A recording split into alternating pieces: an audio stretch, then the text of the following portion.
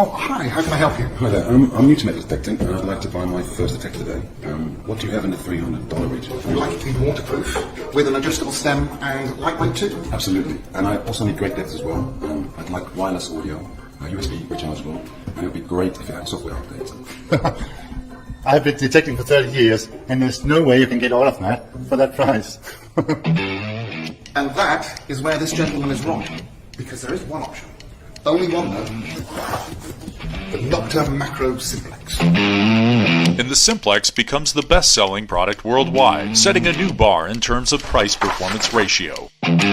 Simplex has advanced in many ways: hardware, software, design, and ergonomics. Yet one thing has stayed the same: worldwide proven performance and success, backed up by a company that cares. Nocta Simplex New Generation. For every budget.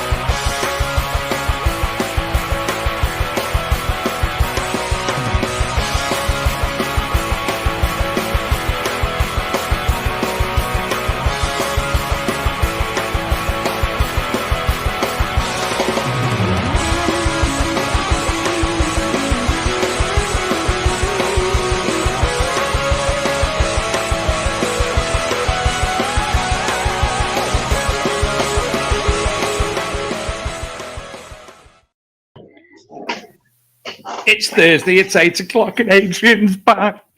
Adrian, I've missed you. Oh, dear, honestly, what a fact. I had a lovely holiday, but I didn't How many come days home. late home were you? 3. 3 days late home. Why 4 was that, Adrian? I got arrested in Pompeii for... No, I didn't. I was in Leaning Tower Pisa, and I got a message on my phone, and it said my flights had been cancelled. And when I went on the app, I couldn't book any. And the lovely Italians decided they went on strike at the airport. So fortunately, the travel company put me in a hotel for free with my wife in Rome for 3 extra days. Thankfully, it was with your wife. Yes, well, yeah, housing manager. And I, for those who don't know, it was my 25th wedding anniversary. And I'll be honest, That's longer than we've been together. Officially, yes. We first knew each other when we were 3, I think, when we went detecting once. I was 3, you were about 18. Yeah. And it was my 25th wedding anniversary, and I admit it, I cashed in some of my detecting fines, and it paid for a lovely cruise for me and my wife all around the Med. And then in Rome, I was very fortunate. People in our hobby, it's a bucket lister. I went to all the Pompeii, as you know, like an idiot tit I was in Pompeii. I went to Vatican, which I know is close to Dave's heart, and I went to all the sites, the Roman art bits. I've forgotten the name, but yeah, I did it And all. you didn't want to send me a picture of anything to do with anything that I would be jealous of, would you? No, like where Caesar was assassinated. That was so bizarre. Can you imagine being, well, you can't because you live up north, but Oxford Street, and then suddenly in the middle of Oxford Street, there's like just an area cordoned off by glass, and there are all the pillars, all the areas where it's still pretty intact, where Caesar was assassinated. But I went everywhere, Colosseum. It was great. It was really, really good. But you didn't go in the Colosseum, did you?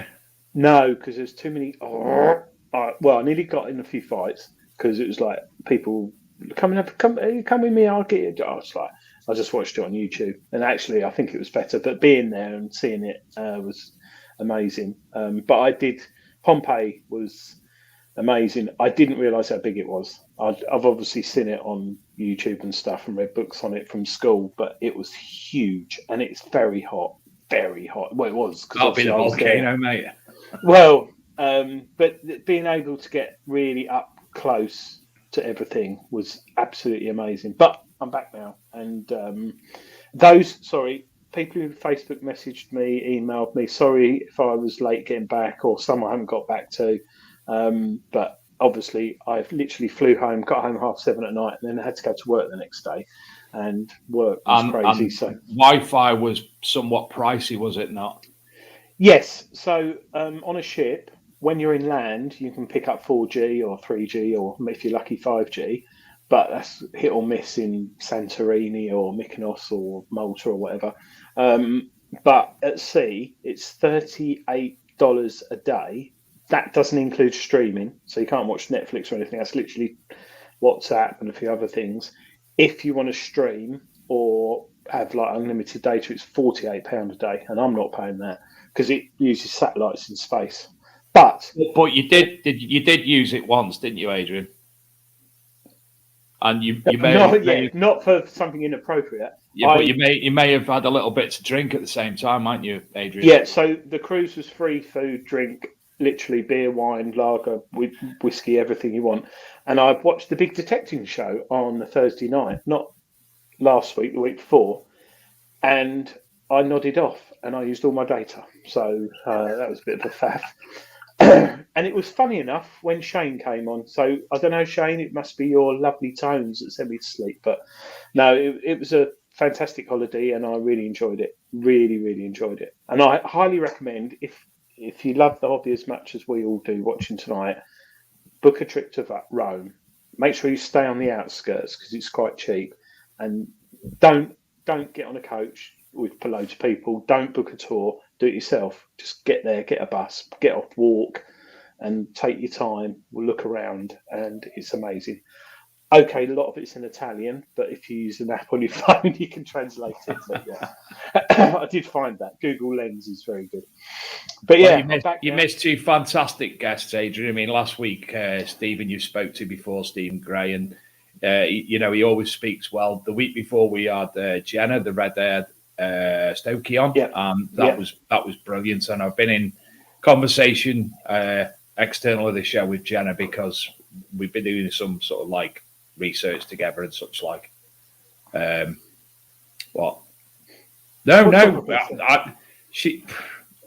We have sites of interest which fit in with what me and Shane are doing and fit in with what she's doing within the red-haired Stokey folklore, mythology and local history and such like. So there was a certain site that we were looking for and I inadvertently found. Not a website, an actual site. Site of a Civil War battle. Where I found it fits in the location from where she actually found a Civil War cannonball where it shouldn't have been one, and it would have passed through to somewhere Stafford way, I think, but it's in sort of direct correlation. So things are well, And this time next week, Adrian, I'll be at Detecticon. I'll be in a pub talking to you live with lots of people from Detecticon. Yes. World. We need to work out the sound for that, but I'm sure it'll be okay. We don't need to work out the sound. We need to work out the logistics and the day's alcohol content. Pineapple rum. That's right, fly. No, I've got the pineapple rum, and that's for Rodney Cook. Okay. And it's Dead Man's Fingers pineapple rum. Pineapple rum. Last week's show was very good with Mr. Stephen Gray and also the estate agent. I enjoyed watching that. That was a unique spin on the show. I very much, if we all had, what was it, £250,000 laying around, how fantastic would it be to open up a detecting shop in that flat? That'd be quite cool. But it actually looked too nice for a shop. But that was really. We should have asked if we could do a live show from it. Yeah, that would have been mint, wouldn't it? Oh, yeah, we should have asked for that. But that was a good show last week, Dave. I enjoyed watching that. I didn't waste my Wi-Fi data on that at all. And then suddenly, all these emails I keep getting from people following and joining the Big Detecting Show on the Book of Faces. Yes, because I inadvertently started doing something without talking to you about it first, didn't I? Yes, you did. And it seems to have proven very popular. What explain it to me, or most people know what it's about. So, for those of you who don't know, obviously, there's many of you, and there's a lot of new viewers tonight via the Big Detecting Show Facebook group. We started running a series of polls looking for certain things of the year, and obviously, basically, your nominations nominated the people who were going to be in the polls, and I'm just bringing it up on my phone. And thereafter, obviously, we put a list of people. You had the rest of them that haven't been added already, up to 15, and then the vote goes for several days or until the poll closes, and the person at the top of that wins whatever of the year. So up to now, we've had YouTuber of the year, UK Detectorist of the year, and this isn't our opinion. This is your opinion. Excuse me. And your opinions of the nominations. So it's all people that you've nominated. It's nothing. Well, I made one nomination on the last one, but I was open and honest. The whole competition. That voids the whole competition. But he didn't win it. But it's just I wanted to give some credit. So UK Detectorist of the Year, International Detectorist of the Year. That was very interesting because there's a hell of a lot of names I'd never heard of were nominated for that. Manufacturer of the Year, Event of the Year, and then Adrian, Find of the Year, and today's ended the Inspirational Figure of the Year, and then we've got Machine of the Year, Product of the Year that's not a detector, Rally Organizer of the Year, Moment of the Year, Unsung Hero, and Big Detecting Show Episode of the Year. And there's one, Adrian, that we had a couple of days ago. It's just for fun one, because we're throwing some just for fun ones in as well. And it's Does it include alcohol? No. It's a very, very, very pertinent question. And I'm very sad at the outcome of the question because my choice came last. And it was, which is your favourite hob ring? I thought you were going to say, which Big Detecting Show person has the better bottom? Well, obviously that's mine. I sent you a picture of mine, didn't I, on the balcony when it's. Yes, you did, and I told everybody about it. And Eagle Eye DJI, I told everyone about it, but I didn't show it out of respect. Thank you. Well, Eagle Eye DJ asked for it. That horn that you've got on your left bum cheek should not be seen by anybody. Anyway, no. Talking best of hob ring. Best hob ring. I'm going to reveal. No, if you said gas or electric. No, the question was which based on a four hob ring system. Which is your favourite hob ring? I'm dismayed. I'm very dismayed. Right. I'm going to reveal. In fourth place was back left, which is my favourite hob ring, and I'm a little bit devastated by that. The one furthest away from you on the left. because it's safe. We've discussed this. Yeah, no, top right. In third place was back right. In second place was front right. And the majority, and I know by about 30 Front left. votes, front left. Yeah, it depends if you're cooking, what type of meal you're cooking. If you're frying an egg, I'd go for front left. If I was cooking, what was the question? Oh, sorry, we're digressing here, but I'm not happy about that. Neither are you, Dave. And more importantly, hi, Gareth Sims. But the people have voted. They have the people. Gareth Sims watching us from a balcony in hot Mallorca. Gareth, I feel your pain because when I was out in Italy, it was so hot. It wasn't enjoyable. The balcony must be boiling because I couldn't sit out in the evening. Respect to you, Gareth, but also, how sad are you for sitting on the island of Mallorca watching us on the balcony when, you know, it's a Thursday night, you could be painting the town red or at least getting squished around the pool. Knowing Gareth, he But probably has painted the town red, and he is disabled in a wheelchair, so he's probably enjoying it on the balcony. He's not really disabled. I just thought I'd drop that in to make you feel bad, Dave. But no, Gareth. Nice Gary Cook's watching in Cos. Let's rub it all in. Where was I this time last week? What day is it? Thursday. On a boat. Rowing. I was on a boat. I was near Mykonos. Near Mykonos, I was this time last week. David Evans is listening to it in bingo with Chris Roynan. I think Cam Malson's made that up. And Lisa Cook's watching it in Cos. Hi, Lisa. I'm happy with that, Lisa. Happier than Gary. You deserve it. You have to put up with Gary. And Tony Kaywood, did you have a package through the post today at all? Oh, yes. I think mine's coming tomorrow, Tony. I'm wondering. Tony, come on. Chris Roynan sat in bingo, had 2 houses already. Come on, Cam Malson. How can you do bingo and watch this show? Well, quite easy, really. Just concentrate on the bingo. Just concentrate on the big detecting show and don't think about the bingo because it's actually more boring than this, to be fair. Tony, tell us what... Tony has had a package today. Oh, God, eagle-eyed DJ's on the toilet watching.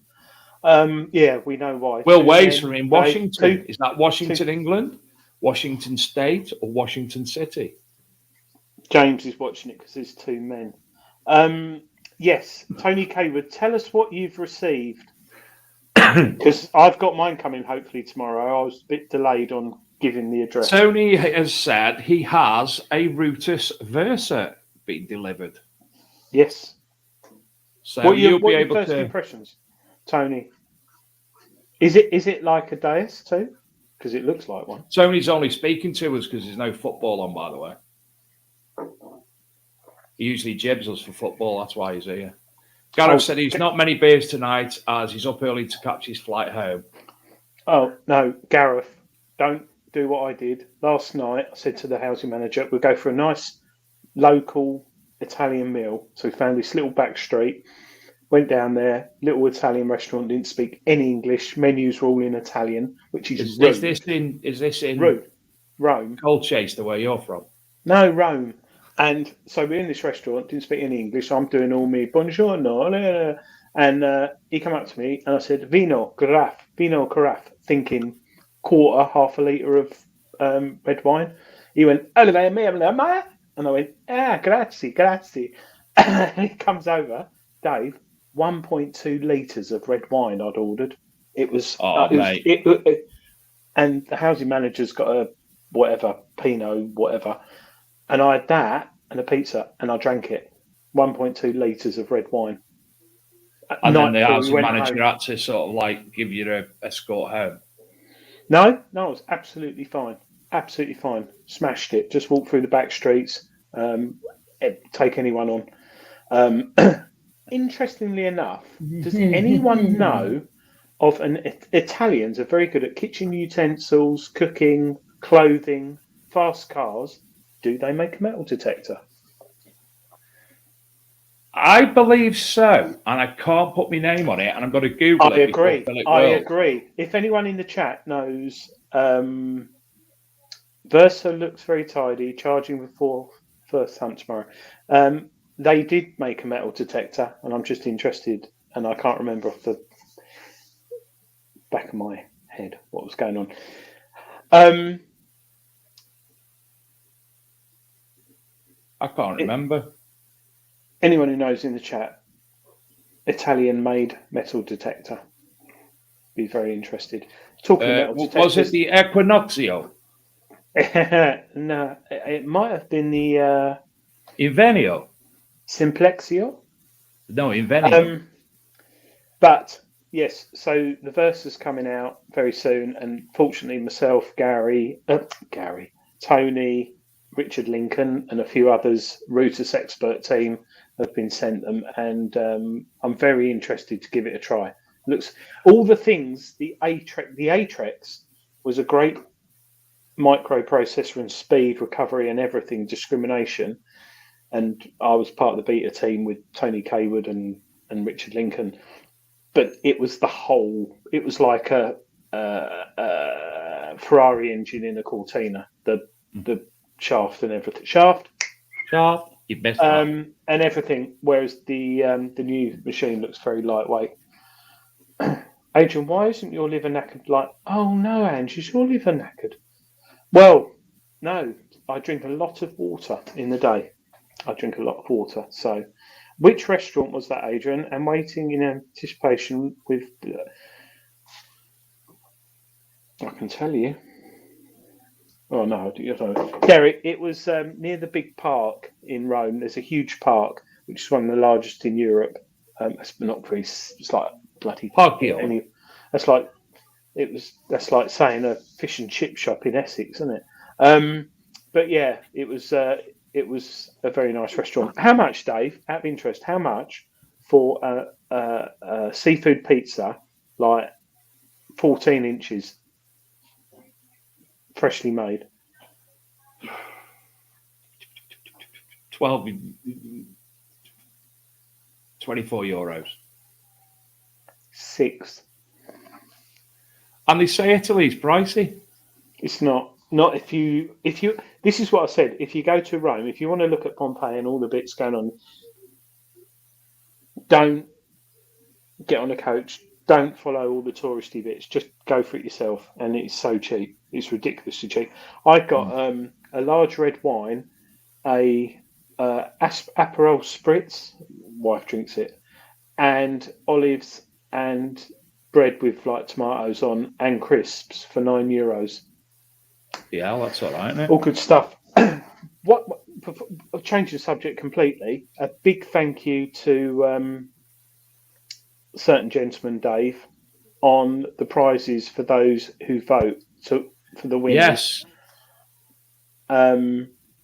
Shall we say his name? Yes, because he's a lovely chap. Nick Berry contacted me during last week's show and offered to create some prizes. Not prizes, awards for the winners of each section of the 2023 Big Detecting Show polls.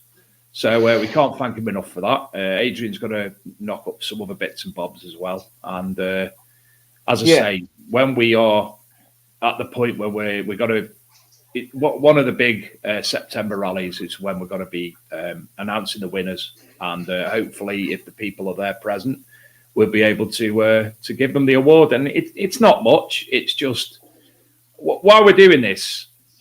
I mean, we've spoke about something for a while, haven't we, Adrian?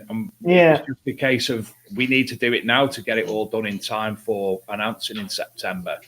It's because we just wanted, we believe that a lot of people needed to have some sort of word, Adrian, some credit for what they do in the hobby and what they've achieved in the hobby and how they've helped people and whatnot. So, and that's why we give you, the viewer, the opportunity to nominate people so they could go forward to the list. I mean, there's names on them I've never heard of a lot of people on the list, especially the international detectorists and such like, and some of the YouTubers. So it's been interesting to learn a little bit more about some of the people and give them the opportunity to other names out there. And I mean, the fines, Adrian. Did you see the fines that were? No, you wouldn't have because the post gets deleted. So I'll let you know all of the people who nominated for the fines and send you some of the images. But they're absolute stunning things that were on there. The winner, second place, third place were deserved, but so many of the others were well deserved as well to win Find of the Year. Hopefully, with this being so popular, Dave, I mean, we're talking thousands of extra new people who joined. Yeah, we are. This time next year, we could do the same again and have runners-up prizes, and hopefully, maybe some manufacturers or distributors may want to, because this is all paid for out of me and Dave's pocket, and also Nick Berry giving us free thing. Yeah, Nick Berry's, fantastic artist, doing good deeds he does. But maybe, I don't know, 2 or 3 years' time, this could be one of the big things in the hobby, as long as there's no money made out of it, and you genuinely vote for the people you think deserve it.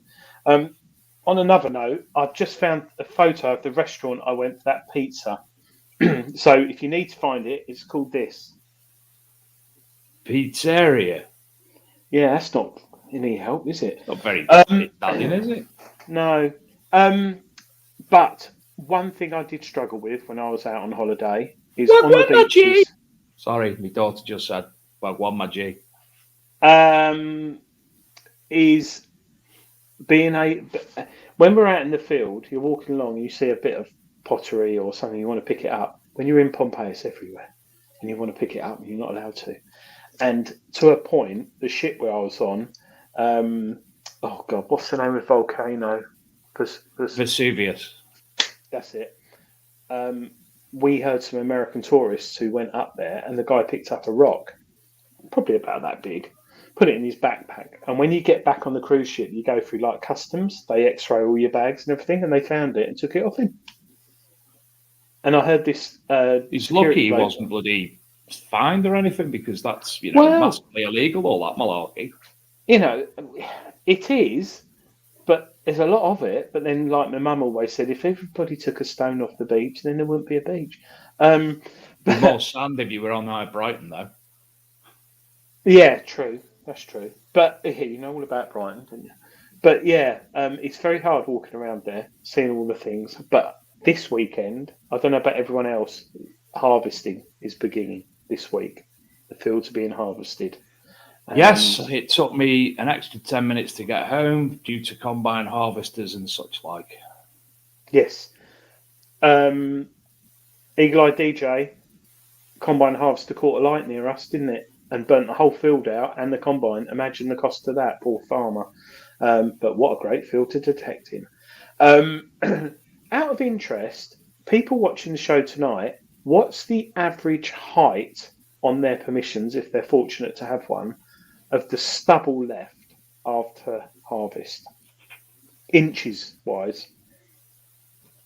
Because I'm finding this varies, and I don't know if it's something. Years ago, I remember it seems to be getting higher. Is it something to do with? I'd say 6 to 8 inches up here, of what I've been anyway. 6 inches? No. Yeah. And says she has a piece.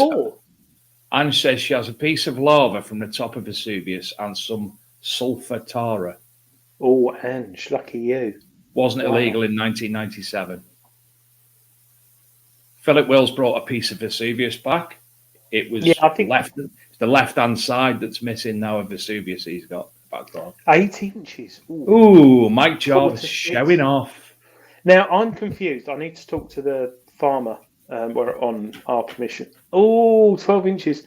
6 inches. Yeah. See, I don't know if it's down to the skill of the harvester or something to do with organically letting it grow back in the ground or whatever, but some permissions you can go on, it's like that high, and another one it's like 8 inches, another one it's 10. Is it down to the machine? Is it down to, I don't know. I'm very interested in it, but I'm out. We've got severe rain. I don't know, have you got severe rain this weekend, Dave? Don't know, not looked. But it's I did finish at 5 o'clock tonight. I'm not back until August the 13th. oh, I can't moan because I just got back from the holiday. But the height of stubble seems to vary a lot. And I went past a field in Kent. No, where was I? Somewhere coming home, and it was almost like grass. It was like that high. I was sitting in traffic, and I thought, well, my permissions vary from sort of 6 to 8 inches, and they go up and down. But I'm interested. Danbury, 10 acres burnt, and New Holland burnt. Oh gosh, Eagle Eye DJ. Charlie Deemer in Malta, about 6 inches high. Now Malta's very dry, and most people when I was in Malta, I was on a bus and I was looking at all the fields. My wife's going, "Oh, that house looks nice. This looks nice." I was just looking at all the field. 12 inches will weigh. James would like Malta. It's a place that doesn't alter. Heavy rain this weekend up here, apparently, says Derek and Ange. Will weigh. It's not down to what's harvested, and it's used for straw or feed, etc. No, it's not used for straw. It's used for store. Whatever store is. Anyway, I hope to get out this weekend. If I've got the new Rotus, I will take that with me, and also the Manticore. I'm waiting for Deus to release their new Extreme thing, which is very interesting. The new what? Sorry. What is it? The Extreme, the new Deus sort of. Do you mean the new?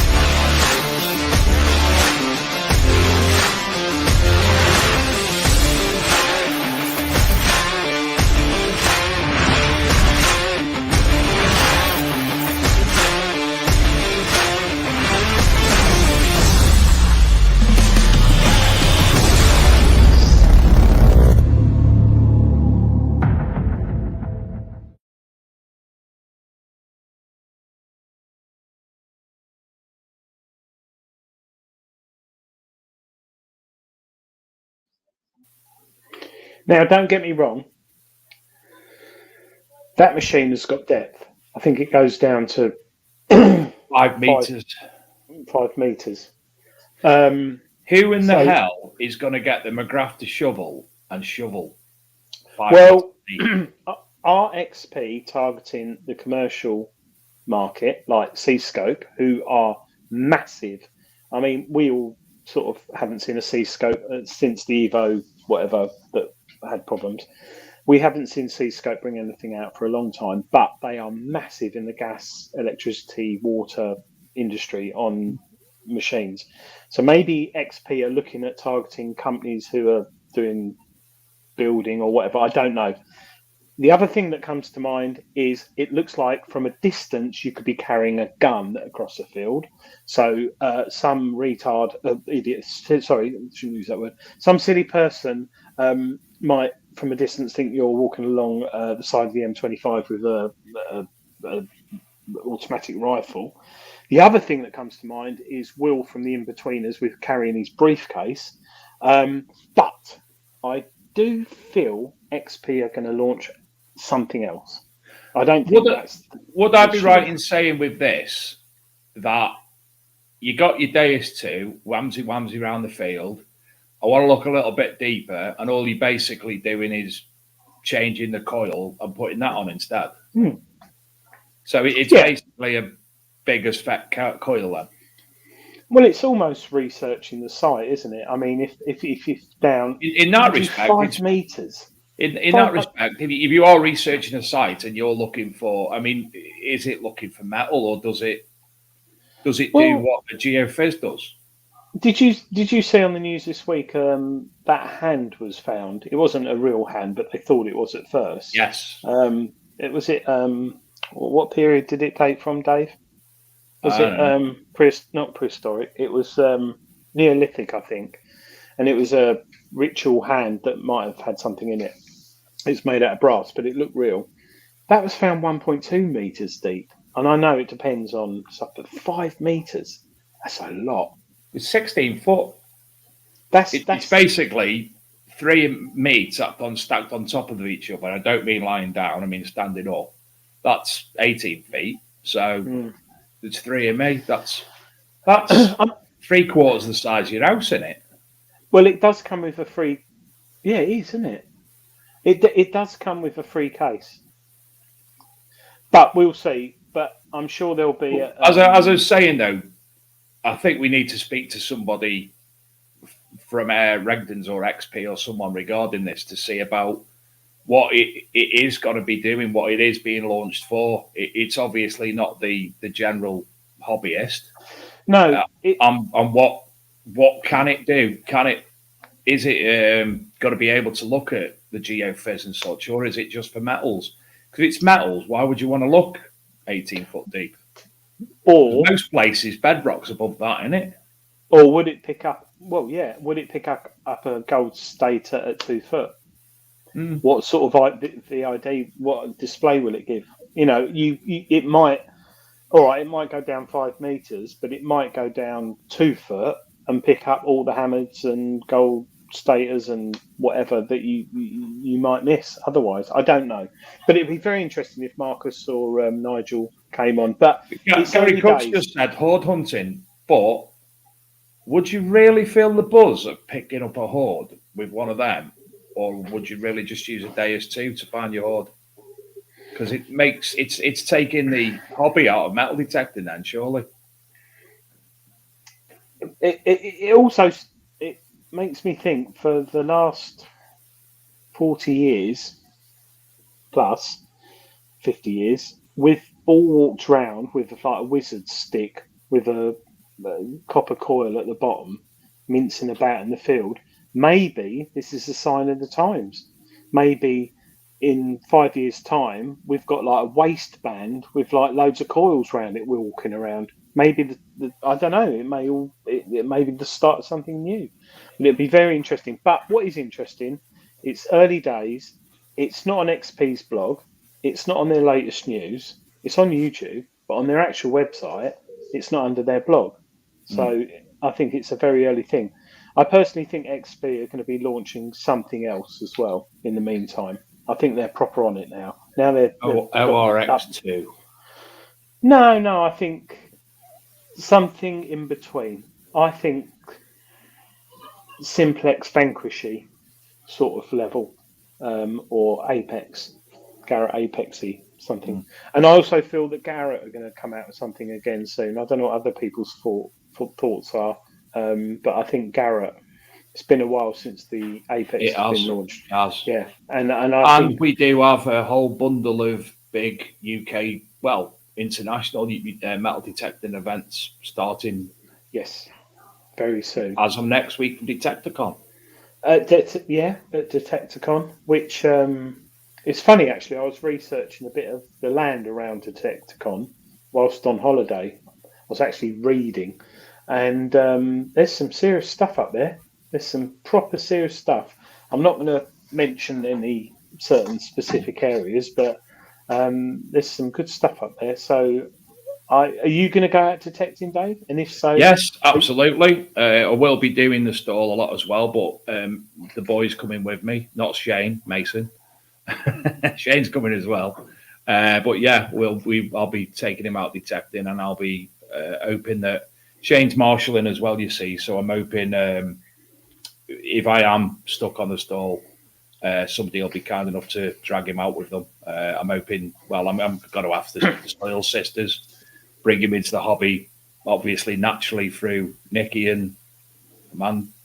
They look after him. Yeah. What have I done? Angela Hall. I've just bought a Manticore because I was digging too much coke with the Deus. You might be digging too much coke with the Deus, but the Manticore blanks out Coke, supposedly, like the Equinox. So there might be the odd target you miss. It's not a bad thing, because where there's Coke, there's potentially other good stuff. No, if you go onto the Big Detecting Show Facebook group, I can't remember who it was. In fact, I'll go and have a look. But it's a gentleman who's actually put a post on today of all his iron finds. And do you know what, Adrian? I thought to myself, I need to start digging everything, because some of his iron finds were phenomenal. Oh, who was that? Yes. Richard Lincoln putting a little video on of his routers on his kitchen. Like that, is it? Yeah, he's got all sorts. He's got skillets. He's got bloody irons, axes. In fact, Is it a wooden kitchen? I'm gonna no. I'll bring it up and show you. Is it a shed? I think it's not his kitchen. It's his table in the garden. How do we do I need this? to talk to you, Richard, about sheds. Actually, How would Richard know anything about sheds? yeah. There you are. Look at that. What a fine collection of iron stuff. You know, we discount all this iron stuff. Me and Luke, Detectable 2019, a gentleman came to talk to me and Luke, and he was telling us that he's always digged everything. Dug everything. Yeah. And he took us to the back of his car. Wow. Opened his car, and there was a pair of Roman slave chains in there. They'd been identified now. He just brought for us to see. And he had other bits and bobs. They were the ones stand outish to me, but he had a load of other things, and it was phenomenal. Look at all them axe heads. Yeah, from about 1987, but they're usable. Yeah, he's made a nice pretty thing out of all his iron finds. Oh, talking of iron, yeah. Some tremendous butts, and I better show you that from Sheddy, hadn't I? Can you see that? Yeah. Got no sound. Richard Lansdale. I have. Dual mode, unique operation mode offers simultaneous motion and non-motion mode for increased depth. If you've used the Ultra 71, if you've used the Atrix, you are familiar with this. You are familiar with it. It's very powerful. It's very powerful. It's waterproof, it's lightweight, it's telescopic, it's got Wi-Fi updates, it's got long battery life, it's got advanced discrimination, it's got adjustable reaction speed, it's got programmable audio, it's got tunable frequencies. You choose what frequencies you want to use. Multi-frequency, ID graph. This is we love this. He's going this from routers, 2-year warranty. Open the box. Oh, routers Versa. There's the coil. Much prettiness. This is it, fresh from the box. The routers Versa. Oh, 2 coils. There we have another coil in the box. We've got a carbon fibre lower. Oh, that is like that. That is much lightness. There we have the machine itself, nothing on it. That's because the control box must be hiding. Where's the control box? He's talking in, Richard. There it is. They didn't send it to me. You know what I'm on about. There's the control box. Waterproof to 2.5 meters. Look at that. It's an all-in-one. That's a nice. It's got two thingies on the back. One is for the coil, and the other one is for. Yes, can you hear me? The waterproof headphones. Oh, waterproof headphones. So here it is. It's the one with the unboxing of the new Routers Versa. There you go. So, Routers, some people didn't like it. Some people did like it. The Ultra 71, for me, is one of my favourite machines. Could you hear him now? Yeah, I could hear him. Could you? I didn't know that worked. Adrian wrote Dave Sadler.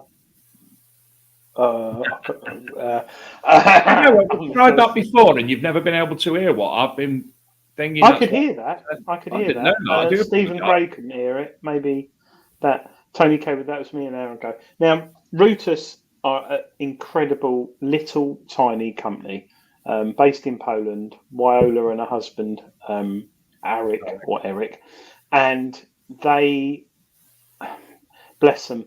How can I explain? It was a bit like the Skoda, right? It wasn't a great looking car, but it was really reliable and it won loads of rallies, right? The Routers range of machines, a lot of people moaned about them because of the ergonomics, the weight, it took loads of batteries. And bless them, they have worked. They haven't got loads of money like these big manufacturers. They have worked really hard in developing a multi-frequency machine. Now, what's interesting here is Arik is absolutely a crazy guy. He's lovely, but he's very clever. Now, we have certain manufacturers. Is he like Wilf, who used to be Wilf Lum? Yeah, is he like him? Wilf Lum. Anyone who doesn't know him or knows him, Wilf Lum, you'll remember if you know. Arik rewrote the software that was used for the Alta 71 and put it in the Atrex to create a multi-frequency.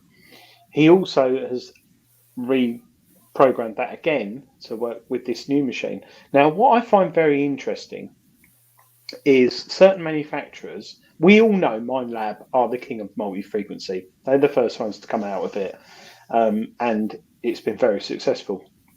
However, other manufacturers have brought out multi-frequency, and they have currently got legal issues going on, right? I won't say the names, but there's many of them. Got court cases going on and barristers involved. I don't think routers will have that problem because they have physically created their own. And I've tested it in the Atrex and it works very well. And the recovery speed is fantastic on the Atrex. It's got its problems. It's an Alta 71.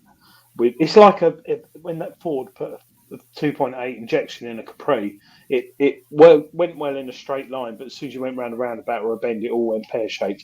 And don't get me wrong, the Atrex is a good machine, but it did have its issues that, like, you couldn't see the screen and it was heavy.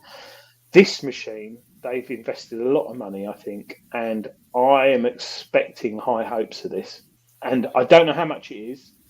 I'm guessing it might be 600-700 quid, might be 800 quid, but waterproof. And as you see with Richard, 2 coils, headphones, 2-year warranty. I'm very excited about this. Very excited. And now, looking forward to trying it out. I don't know you as well as I do, Adrian. I know how astounded you were with the Brutus Alta 71, and you still actually, what is it, 5-6 years old now? You still take the Brutus Alta 71. It's your go-back-to machine, isn't it? Yeah, and like Richard said, Brutus have got I think it's called a holographic display. So it's similar to the XY screen on the Deus 2, but it is very accurate. It's really accurate. So it's whereas the Deus is like that, it moves and it like the Deus 2, but it is very accurate. I'm seeing whites here. Great machine. First white Spectra V3i. Yes. Whites, we know where they are now, but it was a different type of technology. You know that book do you remember that book I showed on Book Wars that was about that thick? Oh, sorry, I'm going technical. There was a book. It's about that thick. I've forgotten what it is, but it's $50, and it tells you about metal detectors, and it goes down to the circuitry, the programming, and everything. And it doesn't mention them, but it explains different types of machines. I'm seeing loads of comments. This Brutus, I think, will hopefully, unfortunately, put them on the map. Even though all the archaeological establishment, government people in Poland use Brutus machines. Absolutely, and every Polish detectorist you've probably ever met are very, very honourable with the country of origin and go straight to the Alta 71, etc., every time. Yeah. Every Polish person I've ever met who's a detectorist has used a Brutus Alta 71 at the very least. And I'll be honest here, before the show, I showed Dave a check for something that was auctioned not long ago from something I found with my Brutus Alta 71, and I could buy a new car with it, Dave, couldn't I? Yes. So I know you got to walk over it and all that malarkey, but that holograph display is absolutely cracking. It's really. Did you say hodograph? Yeah, holograph. I think if you Google, I thought James had misspelt it and was calling it like a hodograph. It's not a holograph; it's a hodograph. Hodograph. Not a holograph. Hodograph. What's a hodograph? Explain. Discuss. Well, it's like it's cross between a line graph and a bar chart, bar graph. It's like a line, a broken up line, and it sort of moves. That Tony looks more Hayward- like some seaweed to me. Stephen some Gray. Hi, Steve. Yeah, plants at the hodograph. bottom of the scene. At the bottom Yeah. of the So scene. if you walk round the target, it will change. So Right. And you get certain points where you look at it and think, yeah, that's a ring pull, or yeah, 100%. And also you've got the tones to back it up. And on the Atrex, you've got a colour screen as well. It's the. So when I had the Root to Salter 71, that's why I couldn't understand what the hell was going on, because it had a wavy line on it. Probably because with the Deus 2, you have to go into the settings and change the display to XY on the Deus 2, for example. Rooters, it's just all there. I think they're like, if it's there, why not show it? But for some people, it's a bit too much. A bit like when you look at a menu in a restaurant, you don't. I made the just mistake. want a burger and chips. I made the mistake of finding it had 71 different frequencies and started arsing about with them and not knowing what I was doing. More and importantly, then having to message you or Tony. More importantly, Adrian! Eagle-eyed DJ, are you still on the toilet? Because if you are, you're going to have like pins and needles big time.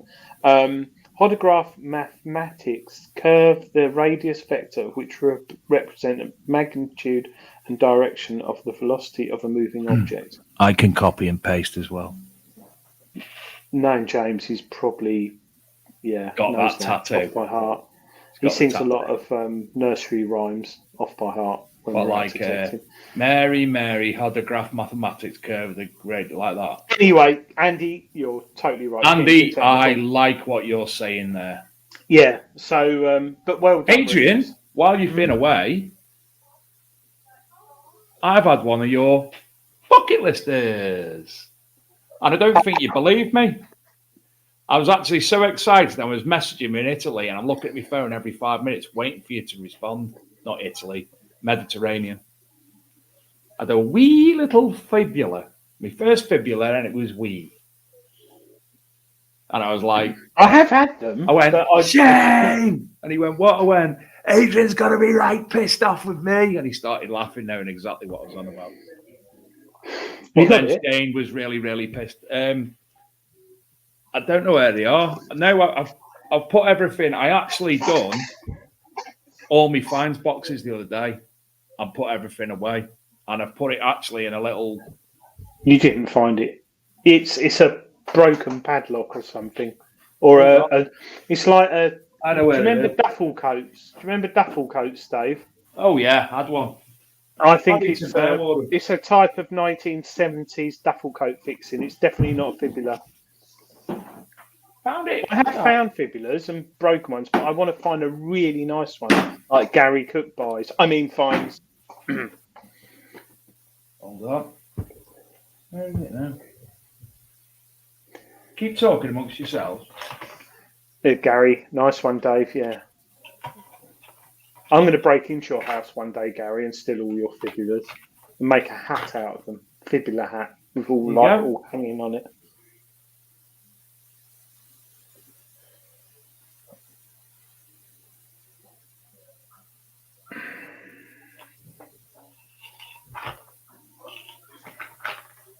It wasn't that. That was lent to me for part of a display.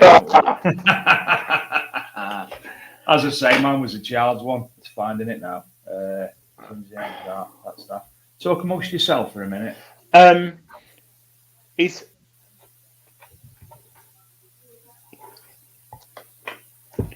it? What's that say?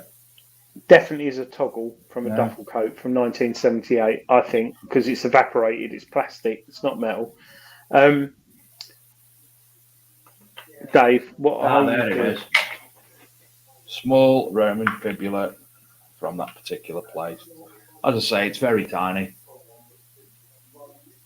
Yeah, so I do find bits of fibula quite often, but I want to find what's going to happen in my head. I'm going to go out detecting.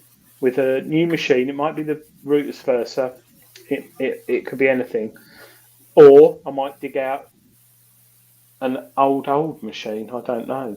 And I will find a gold one or a diamond jeweled one. And that's what I think. I said that to Gary Cook.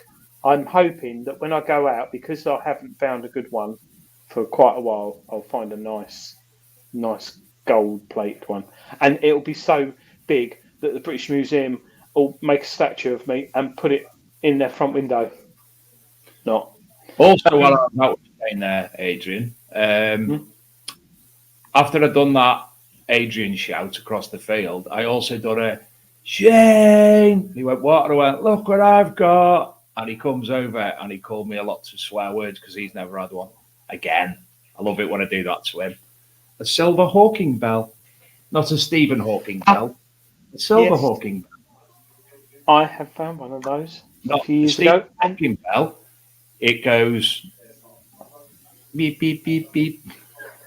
And we had that on Hadrian's Wall, which sadly we haven't got tonight. We had a Hawking bell a few weeks ago, didn't we, Dave? Under Hadrian's Wall, the competition. And the first Hawking bell I found was with the Alta 71, a nice silver one. That was probably about 7 years ago.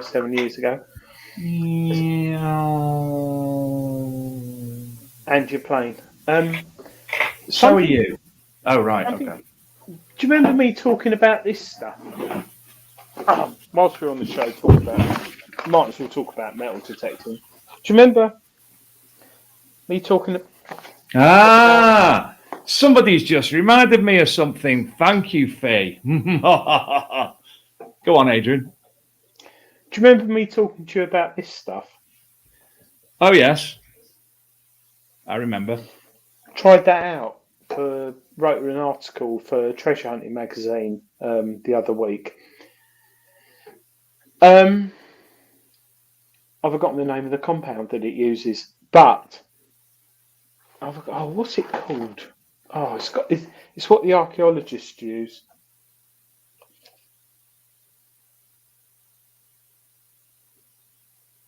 Other products are available. No, yeah, well there are, but it's normally in things. But go to rtseal.co.uk, British company obviously because it's got the Union Jack on it. Tried it out. I've used the composite cleaning pencil products and waxes, but let's say you find something like a thimble. All right, all metals disintegrate or break down over time, and we know iron especially, silver not such a big thing, copper, and definitely bronze. What time is it? 9. 1 minute past 9. So we're past the watershed, aren't we? Yeah. Cookie, fuck off. Sorry. WD-40. B72. Would you know why I'm saying that? Yeah, B72. Thank you, Carl. B72 trademarked. So this stuff here, you can order it online. Little brush, right? You paint it onto your artifacts or coins. Oh no, just spit on my computer. Oh, it hasn't. Oh, enough leaks it on. Oh god. You basically put it on your coins or artifacts. He's sending me lots of pictures of fibulas. Oh, getting rid of him. Going back to this stuff, rtseal.co.uk, right? Comes in 3%, 10%, or 20%. I've used B72 something or other before, but it used to come in pellets and used to have to melt it. It's very complicated. It's used by a lot of museums and flows and people to preserve stuff. But if you've got, like, I don't know, a lead token, very powdery, highly toxic. We all know what lead is, don't we, Dave?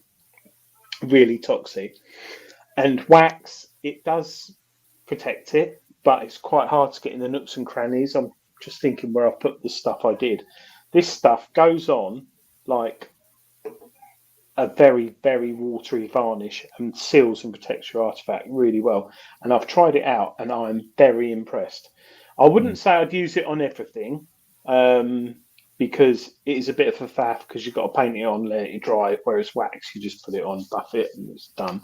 But for some things, Artie Seal, really, really good. So I'd give them a look up. There's different ones. I'll tell you what, I might give him a shout. There's that one, which is 10%.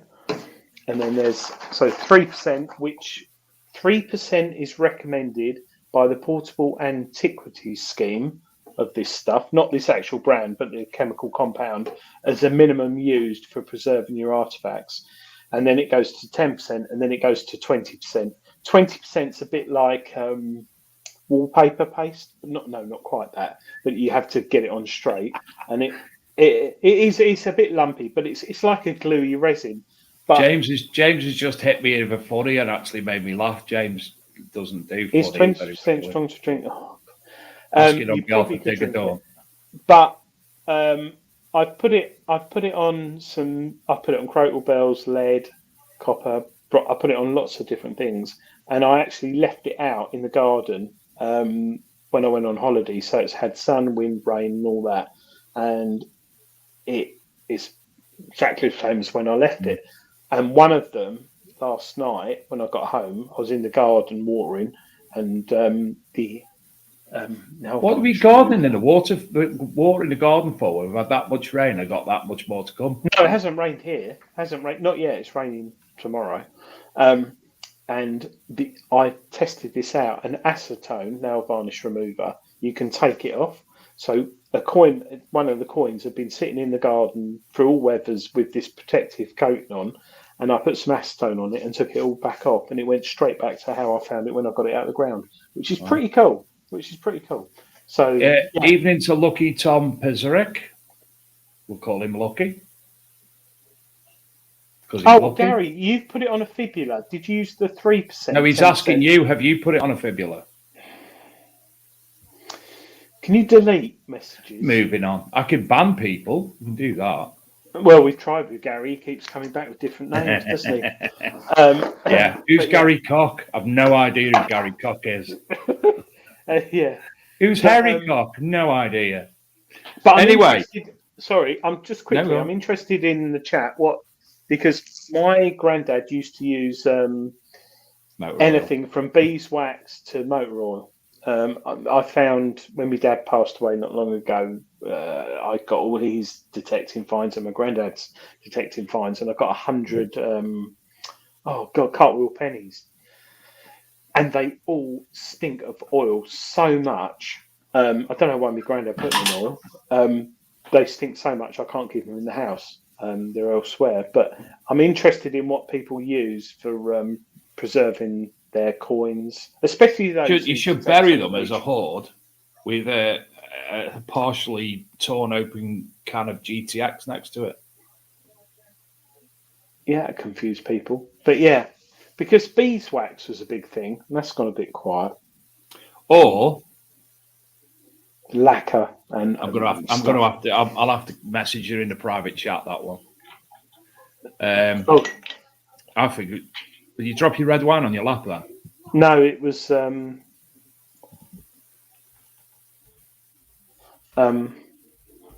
what do people use? Gary, what do you use? Because your exhibition case when I went round your house and had a shower with your fibulas look very nice. What did you use, Gary? Check your private chat. You like that idea?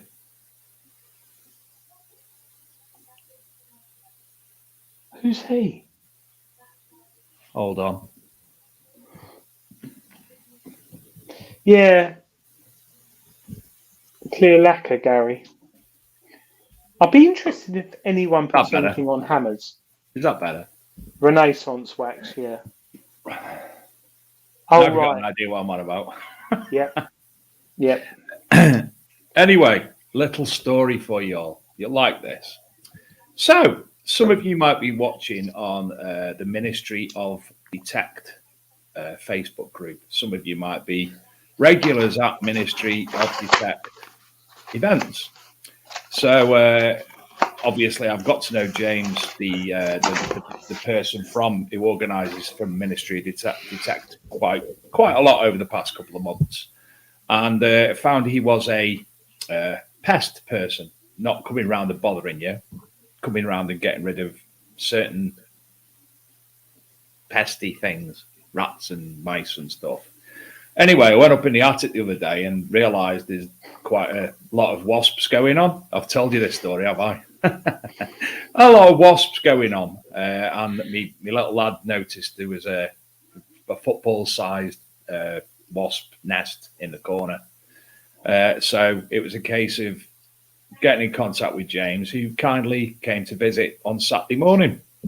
James goes up the loft and he went, I said, do you get stung often, James? He went, no, not really. He said, but to be honest, Dave, I'll be driving here today thinking, do you know what? I'm going to Dave's. I'm going to Dave's. Today's the day I'm going to get stung. Goes up in the attic, does his pokey business. And I tell you what, it was fantastic. It was the most seamless job you've ever likely. How he got rid of them, instead he didn't go in with bloody big Tyveks and beekeeper suits like I'd imagine. It was a case of going up there with a lance, not him out of the detectorists, and doing a pokey and squirting some stuff into the nest. Everything's gone within 24 hours. There's not a sign of a wasp in the street, never mind my house. So he's up in the and the next thing I heard him scream and come jumping down the ladders. Sorry, James. He got stung on the testicle. So he's there screaming in agony at being stung on the down there bits. And there's me laughing so hard at him that I actually very, very nearly, I stumbled and nearly fell in the bath, which made me laugh even more. And he's going, it hurts. Brilliant. What was he wearing? Speedos? Tracksuit. He's tracky. No, that's Gary. You're thinking Gary Cook. Oh, Gary Cook. Sorry, yeah. I'm thinking Gareth's Loft as well. Yeah, that's quite. And what did you give him to help him? Well, I offered to help. Obviously, I said my wife's in there; she'll be home soon, but I'm sure she'll just laugh as well. And basically, he had the kind of Pepsi Max off me in the end. Which I think he probably was when he's drove away because he walked out like John Wayne. I think he may have placed between his legs in the car, perhaps for cooling purposes. Oh, how I laughed! It probably much funnier than it actually is now. But to me, it was like I'd woke up grumpy, so I wasn't grumpy after that. Did you pay him? Obviously. Yeah, good. Yes. So he's available for pest control. He does pest control in the northwest, yeah. Manchester, up, down, left, right. You go anywhere within. That'd be quite a good advert to have on the show to randomly drop in, rather than all just metal detecting things. We could have pest control. Or we could do a James parody video.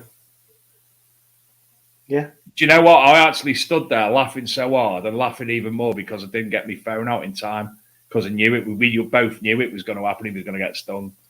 But it could have been. He could have been stung in other places, which would have caused problems for him to dispose of his bodily fluids, which could have been even worse. Do you know that video I'd have loved? Tony Kaywood dug into a wasp nest in a field a few weeks ago. They chased me down the field, stinging me as I ran, but not on the nuts. Oh, imagine that video. Tony running from wasps. Tony running after drinking like he does, a bottle of sherry.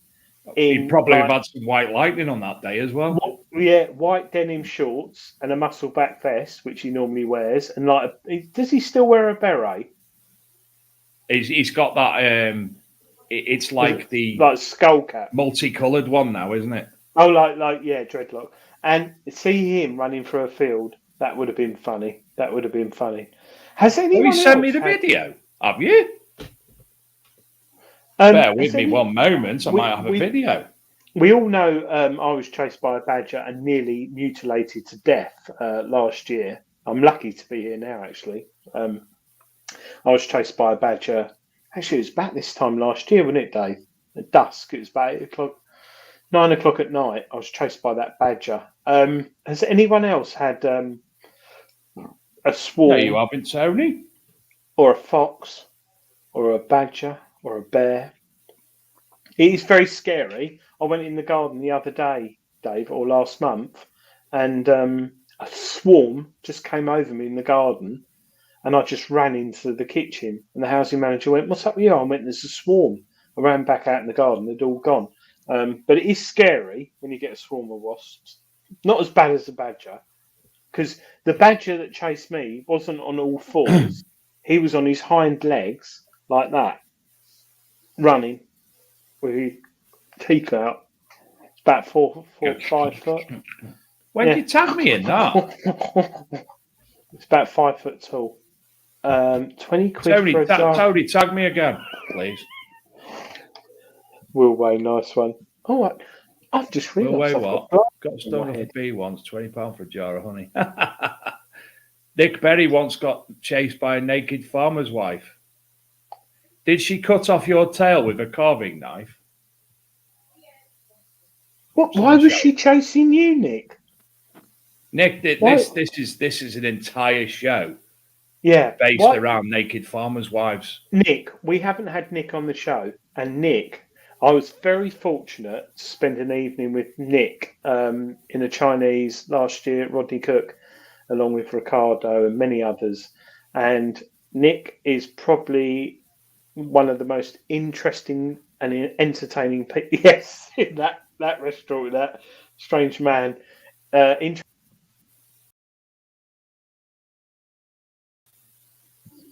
For those watching, that's not Nick. That was the waiter who had a problem. But Nick, he does a lot behind the scenes for Rodney Cook and a lot of other detecting things, and he's a lovely guy. But being chased by a naked Philip Wills, I was in my garden. I heard a hum getting loud, and I saw a huge prawn piece. Yes, Philip, exactly what happened to me the other day, but I didn't shut the door. Oh, thank you, Nick. You enjoyed my company. But yeah, Nick, you'll see him at Rodney Cook this year. But yeah, very scary. If anyone's been I think it could have been a man, Gareth. Now you say that, because what's a man, Gareth? No, because how many? It was about 5 foot, and it was running. It wasn't on all fours. So you've got absolutely no reason to be scared of badgers, then, because it wasn't really a badger. No, David Desi Anderson. I came home from the pub one night. It was dark, and on my doorstep were about 4 cats, all growling. I thought it was a cat standoff, but there was a cornered badger at my door which chased me. I shit myself. Gary Cook was chased by Sasquatch. That wasn't Sasquatch. That was Luke Nicholson. Well, wait, that's what happens when you order James Brown off Wish Italian restaurant. That's interesting. I'm a bit worried now, because I'm beginning to think on one of my permissions with James, there might be a man dressed as the badger. Like this week, those might not have seen it on the news, but a man who dresses in latex, I think it's in Somerset or Devon, has been arrested. Essex. No, it's not Essex. It might be your way, actually. He's been arrested and he's gone to court because he's been intimidating people late at night wearing a latex suit with a latex mask. That was Phil Fodder. No, I think it was. Tony Kaywood. But it's interesting because I think it is a man who's just sitting there waiting for me to detect. I'm waiting for Terry to tag me in this video again. Wasp chasing video. I can see him like that. Oh, he's mentioned me in a comment. Right. Bear with me, Adrian. I'm just going to rob this. Carry on amongst yourselves. So, have you seen... well, obviously, there was the Jason Jones as well this week. He had a nice his piece with the Viking die. I think... who did that go through? What auction house was that? Because it'd be interesting. Because one thing to bear in mind as a detectorist, when you do finally auction something because the farmer wants you to sell it or whatever, be aware of the commission charges. Because not only do you have to pay commission, the buyer has to pay commission. So sometimes if something goes for 10 grand, it can actually be 12, 13 grand. It actually costs like a normal auction. But you can haggle on it. And I know Jason deep down didn't want to sell it, did he, Dave? But the landowner naturally did, which is a bit of an awkward one in our hobby. But it's Gary says it's but oh dear. Oh, Shane's here now. He's put the kids to bed. That's not a anagram. That's not like going for a poo or anything, is it? No, that's no, or whatever. Drop me dominoes. Have you got a video of Tony Kaywood then, Dave? I'm just uploading it as we speak. I've robbed it, and I'm uploading it. So we are about to press play on it any time. Get off. Is he wearing Speedos? Is he wearing? So just to refresh on this, Tony Kaywood was digging. I went through a wasp's nest and got chased in them. Not sure why I filmed this. I should have run from the start. Hole full of wasps, and that's me sprinting down the hill. And here's one of the psychotic little beasties attacking me again. Ended up with 5 or 6 wasp things for my... Why is Tony's run like a slow meander to anybody else? Tony Sloth Kaywood. Tony David Attenborough Sloth Kaywood. Maybe he runs... I'm going to put it on again because I just have to see that the speed at which he was going, he might have been going so fast that it was backwards. Not sure why I filmed this. I should have run from the start. Hole full of wasps. And that's me sprinting down the hill. And here's one of the psychotic little beasties attacking me again. Ended up with 5 or 6 wasp things for my trouble. He sprinted. He's got 4 foot. Sorry, Tony, sprint. This is sprinting downhill. It's like Zootropolis, isn't it? Do you reckon, if that was me and I got... Have you seen Zootropolis? No. Is that like Porky's Revenge? Yeah, he's the sloth who works behind the counter, and it takes about 2 hours for him to do just to press a button on the keyboard. It's Tony. If my wife had seen that, she'd say... Shane said it's his fake leg.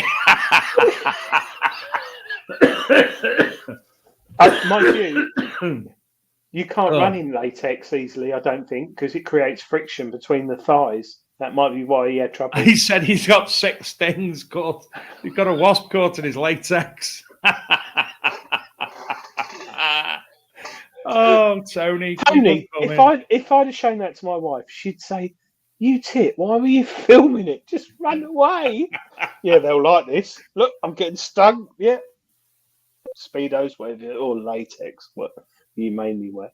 But I think Tony wears latex shorts, so it was probably just the lower half. Tony's like that David Williams character, isn't he? With his little latex powder blue suit. Stinking and a fedora. He's got a fedora like Jules and his powder blue suit. Latex.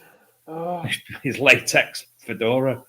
Oh dear. Sorry. I'm going to have to put that on again. I don't care if nobody wants to see it. I'm just doing it to make Adrian laugh. Not sure why I filmed this. I should have run from the start. Hole full of wasps. And that's me sprinting down the hill. And here's one of the psychotic little beasties attacking me again. Ended up with 5 or 6 wasp things for my trouble.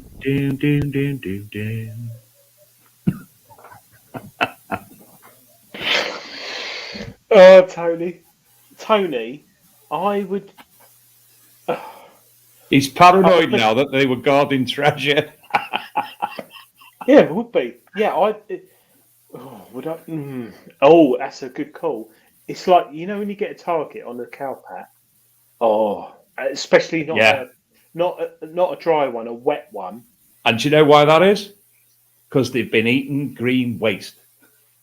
Yeah, and you like, I've had it a few times, like we all have, and you get that target over a cow pat, and you're like, oh, and you look at it, and you listen to it, you look at the VDI, you look at the numbers, and you think, oh, I'll leave it, and I'll go back. If I don't get anything, I'll go back, and then you do dig it, and then you try your hardest not to get it all over your shovel, but you do, and then you get it on your trousers. I get it everywhere, and then for the rest of the day, you just smell that shitty grass. It just don't go away. Do you know, in Actually- a perfect world, Adrian, in a perfect world, you could combine Tony falling over video and the wasp video where he falls over into the wasps. Imagine that.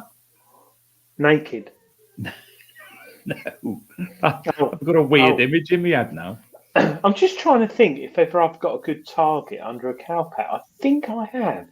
I'm sure it's nothing massive. It's like it's something like a full ringer crotal or something. Yeah. I tell you what, there was one. James, if you're in the chat, when we detected in that field full of llamas, or what's like a llama? What, did you go to Peru? No, it was in Alpaca? Essex. It was alpacas. We found there was alpaca poo is different, but there was a pile of it, and I think it was a full ringer crotal under one of them, but I had to get through the poo. It'd be interesting. Alpaca, by the way, it's actually the next Rootus machine that's coming out. The Rootus alpaca. But yeah, it is a tricky one. You get a crispy cow pat, you just lift it over, and it's almost like someone's left a bucket on your lawn for like 2 or 3 weeks. Or you pick it up and fling it at your mate. I've never done that, but I used to. Well, I have. I did it when I was younger. We used to frisbee. And now that you're thinking about it, obviously there's something there for the future, perhaps. James, the Roman stream river on the land we go on, where it's hard and we don't find much, the horse poo, that we found something under there. I can't remember. Gareth's just done a year here, Gareth Howard. When wasps sting, they release a pheromone that encourages all the other wasps to attack. That's like something that you'd lie to people, that would, and people would believe you. Yeah, true.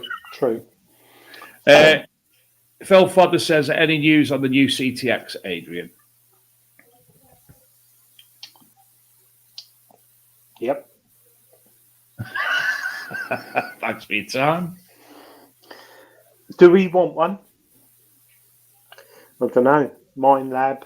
I don't know.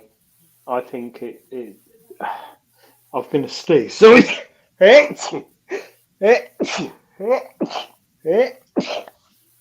All honesty, I've heard a few Silver. Sorry?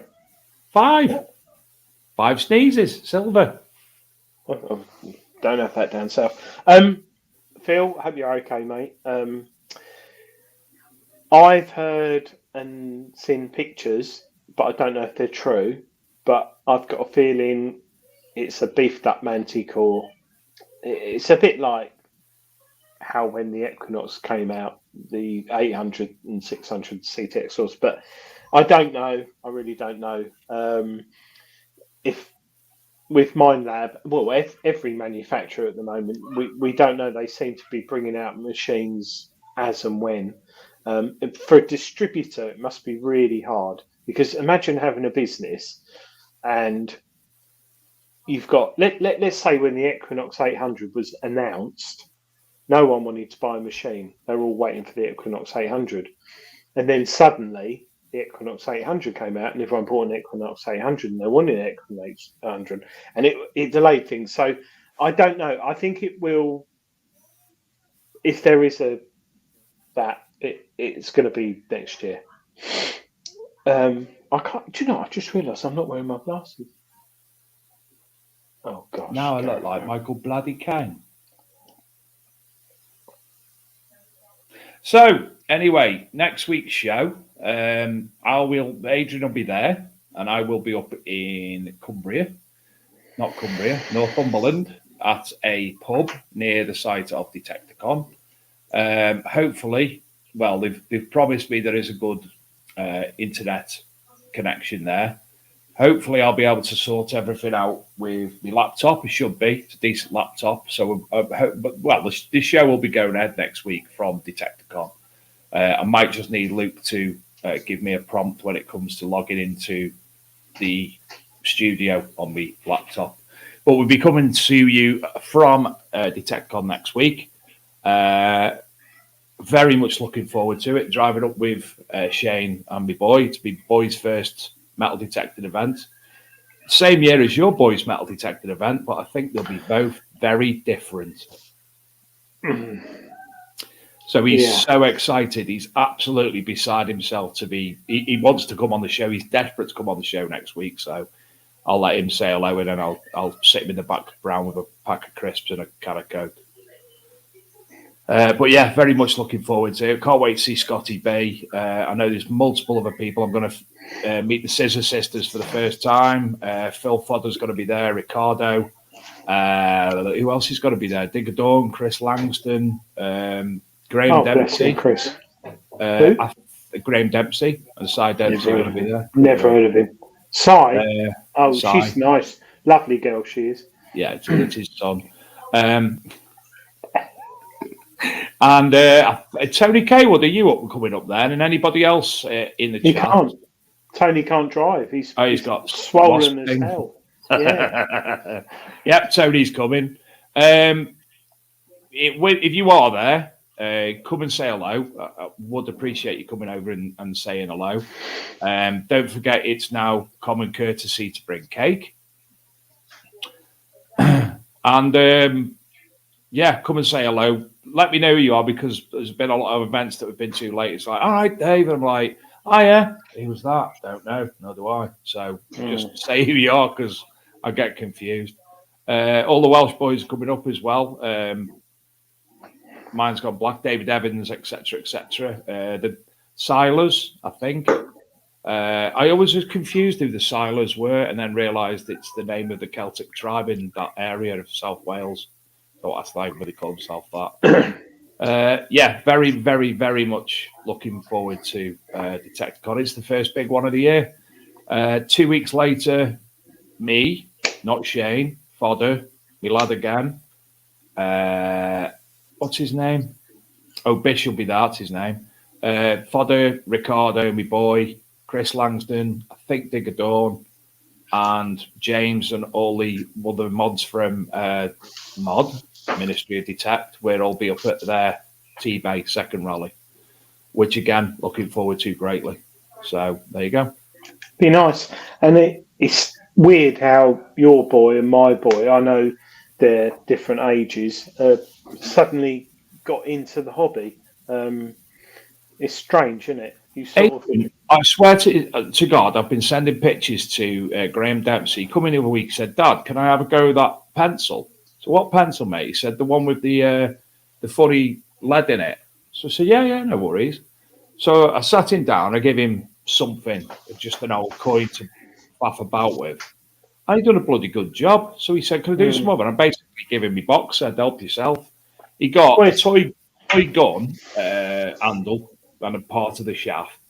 And he basically, with the crisscross of the handle on the toy guns, he cleaned it all out individually and then waxed it, buffed it all up. It looks bloody brand new. So he's been faffing about with that, and it's been a joy to watch, to be fair.